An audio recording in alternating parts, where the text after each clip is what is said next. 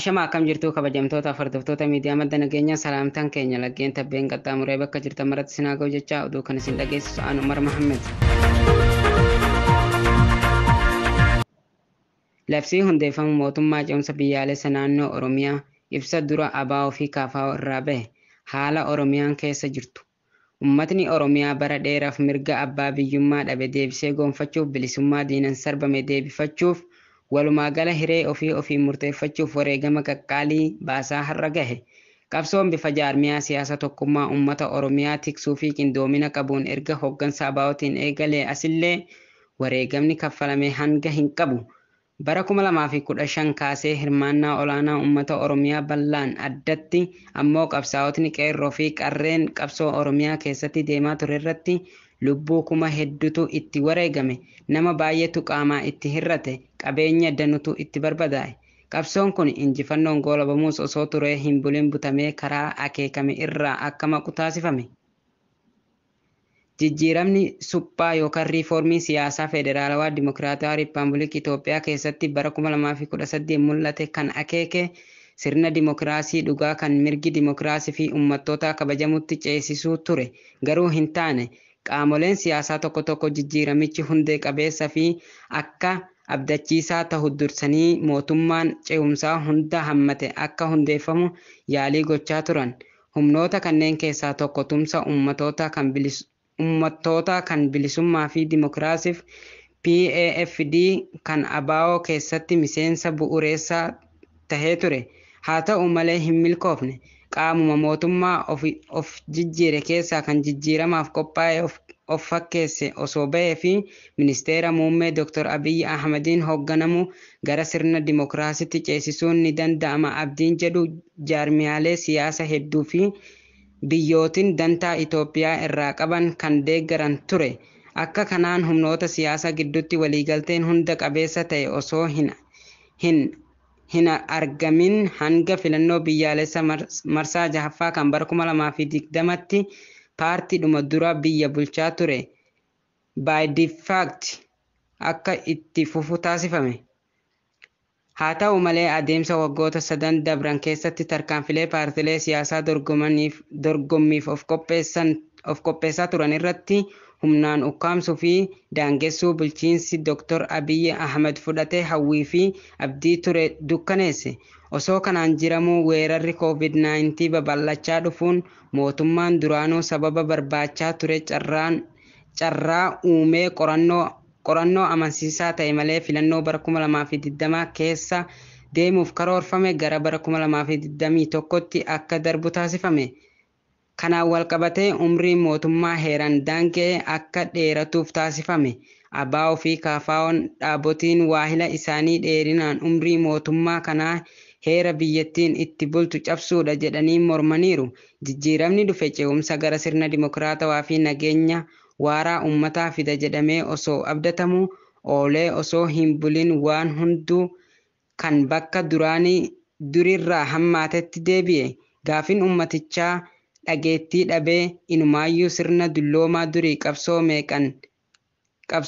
meeqan diigamee deebisanii lubbuu itti horuuf maqaa tokkummaa Itoophiyaa guddittii kan durii tiksutti mirga argame duubatti harkisuuf fedhii fi hawwii uummatni bilisummaa fi dimokiraasii arguuf qabu dhadhaa ibidda buute taasisan.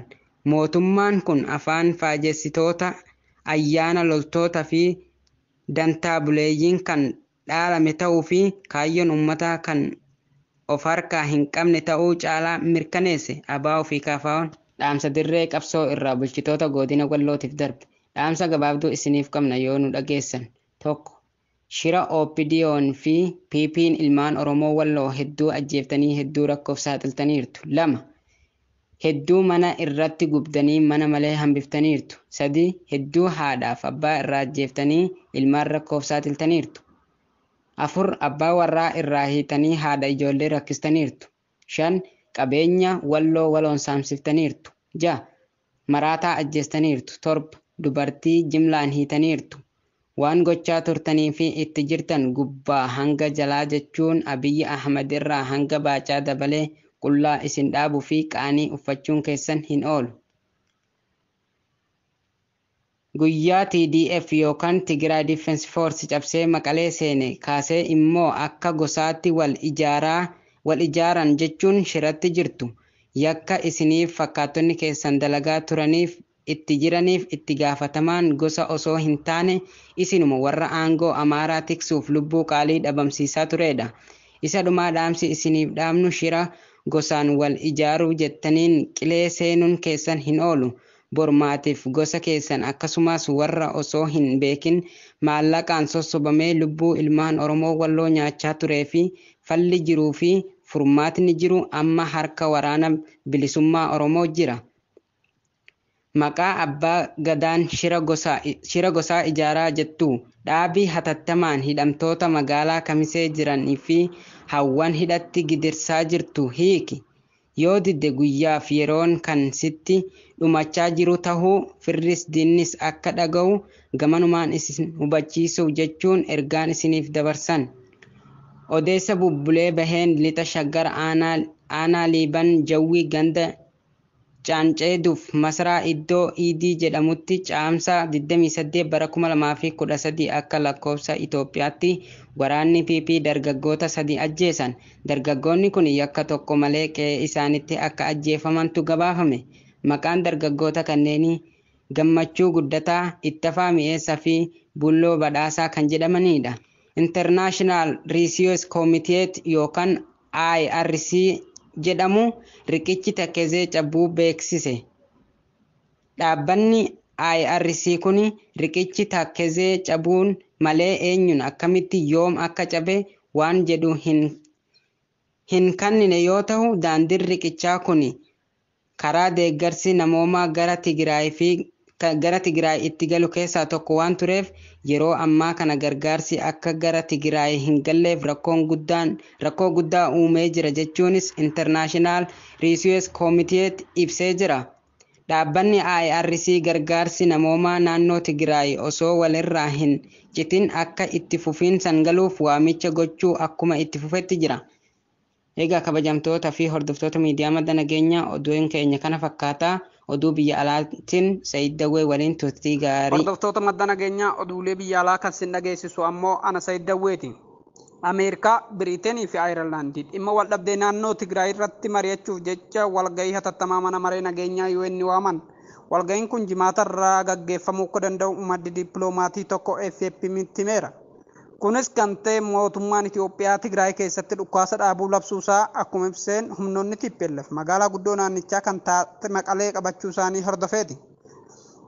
Kaleessa gara galgalaa jiraattonni magaalattii kumaatamni daandiitti bahuun alaabaa naannichaa mirmirsuu yeroo simatanii fi gammachuu isaanii ibsataa turan miidiyaaleen hawaasaa gabaafamaa ture. Ajjeechaa weellisaa Haacaaluu Hundeessaa ilaalchisuun mootummaan Kanaadaa ibsa baase. Mootummaan Kanaadaa ajjeefamuu weellisaa Haacaaluu Hundeessaa Juun 29 yookaan 29 ilaalchisuun guyyaa Oromiyaa jedhee moggaasuun ibsa baasee jira. Ibsa isaa keessattis guyyaa kana aadaa Oromoo, afaanii fi duudhaa Oromoo akka hubatamuuf barnoonni adda addaa kan kennamu akka ta'u qabu akeekeera. Lammiileen Itoophiyaa biyya Saawud Arabiyaa irraa guyyaa har'aa galan 2386 gara biyya isaaniitti galanii jiru. Lammiileen Itoophiyaa Finfinnee jiran irraa akka gabaasni dhugeetti yeroo uummanni achi ga'e qarshii Itoophiyaa 1000 takka uummataaf kennaa jiraachuu mirkaneeffannee jirra. Walumaa galatti hanga ammaa warri galan 10,000 fi 26 galfamanii jiru. Xalayaan ifaa ministeera muummee duraanii Awustiraaliyaa Juuliyaa Gilaard dabalatee taphattuu teenisii duraanii US Jeen Kingii fi taatota Biriitish Taandiyaawee Niwutanii fi Eemaa Waatsaaniin mallatteeffame unka UN walqixxummaa dhalootaa jedhu irratti maxxanfameera. Ministeerri muummee duraanii Awustiraaliyaa Gilaard akkuma dubartoota addabaabayitti ba'anii hojjetanii kamiyyuu ilaalchoota saalaan loogiinii fi jibbisiisoo ta'an na mudatu. Dubartoonni ammallee loogii akkasii keessa darbuun akka ishee aarsu yaaddeessuu dubbatti. Xalayaan ifatti barreeffame kun Facebook, Google, TikTok fi Twitter eegumsa dubartootaaf dursa haa kennanii gaafatan. Hooggantoonni miidiyaa hawaasaa kunneenis sirna isaanii ilaalchoota haleellaa gabaasuu qulqulleessuu fi waan fayyadamtoonni miidiyaa hawaasaa irratti ilaalanii fi hariiroo uuman irratti fooyya'insa ni taasisaa jedhan.